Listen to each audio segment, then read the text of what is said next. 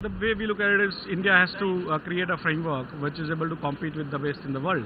And today the GIFT City has a SEZ area which is basically external focusing. And we believe that if it is developed into international finance center, it can compete with Dubai or Singapore or Hong Kong or London or New York. And that's what is the perspective. It is going to be a game changer if that happens.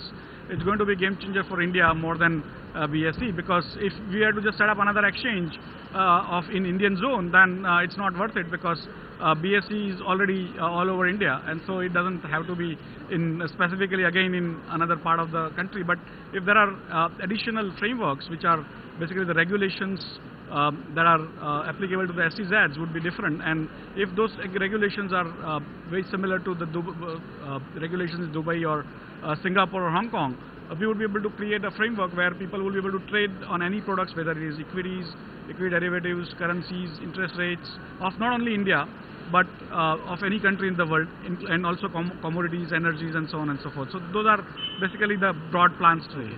That means although BSE would indeed have that first mover advantage, you are rightly saying that all the offshore transactions that were happening and which were not allowed in India for whatever reason, the regulations is expected to be changed very soon, and that is where this new platform BSE would operate from, that is from the GIFT City? Absolutely. Basically, it will be a different jurisdiction, and then once you have different jurisdictions, you need to also you have various sort of advantages of the new jurisdiction. Like Hong Kong has allowed huge growth in China. In fact, Hong Kong has been a huge catalyst for China's growth over the last 40 years, and we believe BSE's new setup in GIFT City in the new International Finance Center can actually become that catalyst for the rest of India.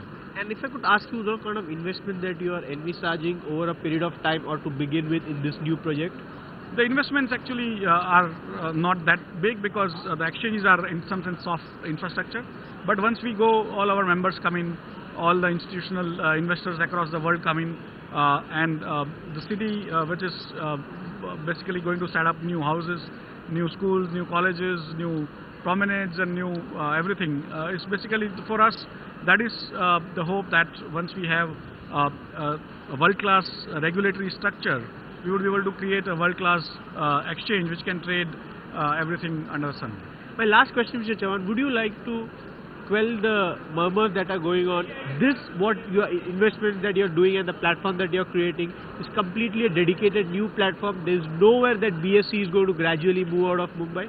That is what the murmurs are doing in the markets. Not at all, not at all. BSE is Bombay Stock Exchange, and we will remain in Mumbai. Our primary focus is in Mumbai. Mumbai is the commercial capital of India, and BSE will never move out of Mumbai or Maharashtra. This is basically a separate framework that is being created only if there is an international finance center framework that is coming up, and that is what is going to happen. So this is basically for a separate jurisdiction. Otherwise, India is one single jurisdiction, and today you might have seen we traded from Hyderabad over last 2 days. So people may say that we moved out over to Hyderabad. In fact, Hyderabad, the newspapers commented that BSE after 140 years has moved to another city, and it's only for temporary purposes. We are a Mumbai exchange, and we will remain Mumbai exchange.